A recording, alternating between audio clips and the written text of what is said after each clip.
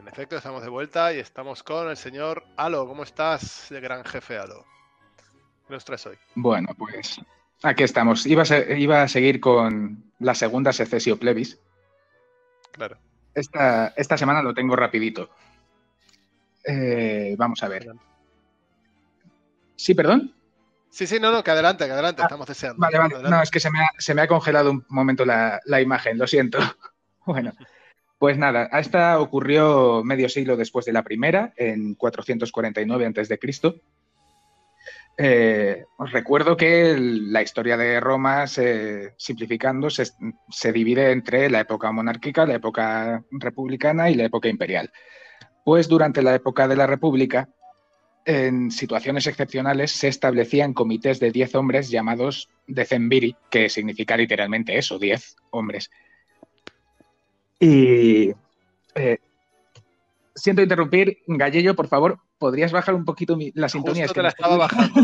Justo te la estaba bajando porque he dicho, Alo me va a decir que baje la música que le está interrumpiendo. Y la he bajado. Es que me estaba distrayendo. Llevo los auriculares y solo la oía a ella, más que mi voz. Bueno, la cuestión es que en situaciones excepcionales se establecían estos comités de 10 hombres, que eran los decemviri, que según la situación se les daba más o menos poder. En las situaciones más excepcionales se les daba poder consular para redactar leyes de forma irrevocable. Como curiosidad, el símbolo de estos decemviri eran los fasces, los paquetes de varillas de madera que a veces llevan un hacha y que son el símbolo, por ejemplo, de la Guardia Civil, o sin ninguna relación, lo adoptaron también los fascistas como símbolo propio. No tiene nada que ver con el fascismo en sí. Es un símbolo que proviene de los etruscos y simboliza el poder de la unión. O sea, muchos son débiles, pero juntos son fuertes. Me parece una bonita analogía. Y bueno, pese a las reformas que se habían conseguido con la primera... ¿Qué sucede? Es que a lo mejor no lo estás viendo, pero cuando has dicho que te parece una bonita analogía, se ha reído el abuelo Xavier como diciendo, no sé qué estaría pensando, pero se ha reído. No, que me ha hecho gracia. Estaba pensando en realidad en la falange. Ha hecho una pequeña apología del fascismo, algo así. No. Sí, seguro que Alo sí.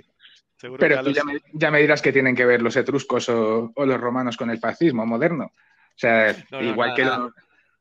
Pero de hecho, yo, perdona, cuando has pensado lo de falange, en falange, perdona, falange creo que es el yugo y la flecha, que es Isabel y Fernando. O sea, creo que era el símbolo de los reyes católicos, si no me equivoco. Pero bueno. Bueno, si me dejáis, aprovecho el impasse para dar paso a Esther Claudio, que ya está con nosotros hoy. Hola, Esther. Hola, ¿qué tal? Hola. Nada, le hemos dado paso. Luego tenemos la gran entrevista con Quan Zhou, que comparte, vamos a decir, afición contigo. Como mínimo. Perdona, Alo, sigue. Alo, adelante. Nada, sí, esta vez es cortito, ya os digo. Pues nada, que pese a las reformas que se habían conseguido en la primera secesión, todos los jueces y abogados eran patricios. Y en aquella época todavía no existía la ley escrita, dependía todo de la memoria de estos juristas. Así que con los años comenzaron a olvidar convenientemente las partes que favorecían a los plebeyos y a la hora de la verdad volvían a estar en la misma situación que antes. No tenían el menor poder los plebeyos para controlar sus vidas. El descontento general llevó a que se nombrara un decemvirato que tenía una duración de 1 año y durante el cual eran básicamente dictadores sin derecho a apelación que podían legislar y, vamos, lo que ellos mandasen se cumplía inmediatamente. Como reinaba la corrupción, absolutamente ninguno de ellos renunció cuando terminó el mandato de 1 año. Y otra vez, como la vez anterior, entra en escena un soldado laureado que además había sido tribuno plebeyo y criticó públicamente que se negasen a renunciar. Ellos inmediatamente lo mandaron a ejecutar. La cosa ya estaba bastante mal. Solucionar el problema, sí. Sí. Y los ánimos estaban crispadísimos, pero aquí entra otra historia de la cual podría hacer una sección propia porque tiene mucha tela.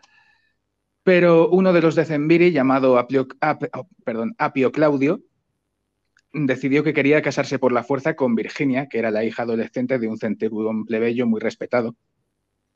Y después de un montón de tejemanejes y argucias legales para intentar llevársela por la fuerza, intentando hacerla pasar por esclava y demás, quizá, insisto, hablé de ello más a fondo otro día, se la empezaron a llevar en público en medio de la calle. El padre la estaba intentando salvar, se la estaban llevando para ser literalmente una esclava sexual y el padre no vio más solución que apuñalarla para evitarle el disgusto. Hoy en día lo vemos como una barbaridad, pero en la época estaba pensando que la estaba salvando.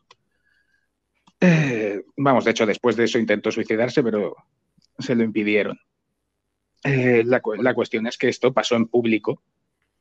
La gente se puso como loca, empezó a haber disturbios otra vez y enseguida se extendieron hasta el ejército que estaba acampado fuera de la ciudad. Así que absolutamente toda la población y el ejército volvieron a echarse al monte como la vez anterior, 50 años antes. Por cierto, me acabo de acordar, la historia que acabo de contar de Apio Claudio casándose con Virginia es claramente la fuente de inspiración de Shakespeare para la historia de Tito Andrónico con su hija Lavinia, que básicamente les pasa exactamente lo mismo y acaba igual. Hombre, me había dado cuenta en cuanto lo has dicho.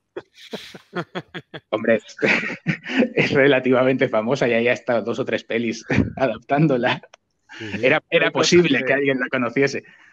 Pues mira, que diga eso el abuelo Xavier me tranquiliza a mí mucho, porque joder, el abuelo Xavier sabe muchísimo y yo, que de la mitad de las cosas de las que solemos hablar no sé nada, pues digo, mira, ya estoy por lo menos igual que estoy igual que el abuelo Xavier, por lo menos. Yo, Gallello, sobre todo soy experto en titos andrónicos. Sí. Yo soy más de titos... No me sale ninguna broma con eso. Dale.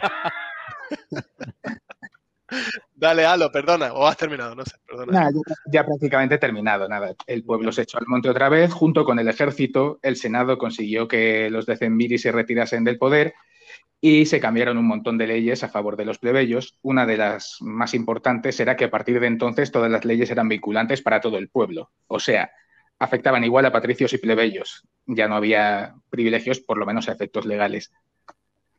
Y nada, con estas reformas además se implantó la ley escrita y llevó a la redacción de las 12 tablas, que es la base del derecho romano actual. Es algo extremadamente importante. Y nada, continuaré otra semana con la tercera secesión. Me estaba acordando, Alo, que alguna vez Esperanza Aguirre ha sugerido, no se ha atrevido a más que sugerir, que los cargos públicos en España deberían ser no remunerados, de manera que se hicieran siempre como servicio público y, por supuesto, solo los que se pueden permitir no cobrar pudieran dedicarlo. Digo porque en Roma ocurría eso, no eran remunerados. Y sí. Esperanza Aguirre dice que eso beneficiaría mucho a la sociedad. Sí, por supuesto. Beneficiaría mucho. El día que pase eso, Florentino Pérez será presidente del gobierno.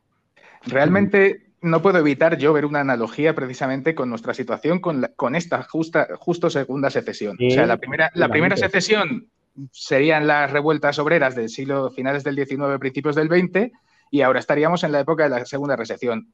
Se supone que a efectos legales tenemos igualdad, pero luego no se cumplen esas leyes. Cuando entrevistamos esta última vez a Iván Martín, le comenté eso, le dije que había una lectura muy marxista de Roma Eterna, y es por cosas como esta.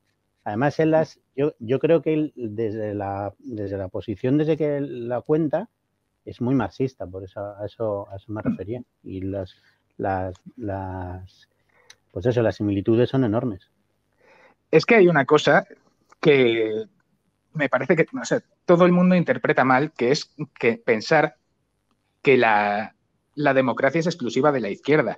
Roma en realidad era un imperio más tarde, o sea, y se dedicaban a oprimir pueblos y demás, pero eran una democracia sanísima, que es lo que nos falta a nosotros de tomar ejemplo. O sea, quiero decir, no debería dar tanto miedo a la gente de derechas tener una democracia sana, sin corrupción, porque es perfectamente compatible con su ideología. Solamente es una cuestión de llevar bien el país.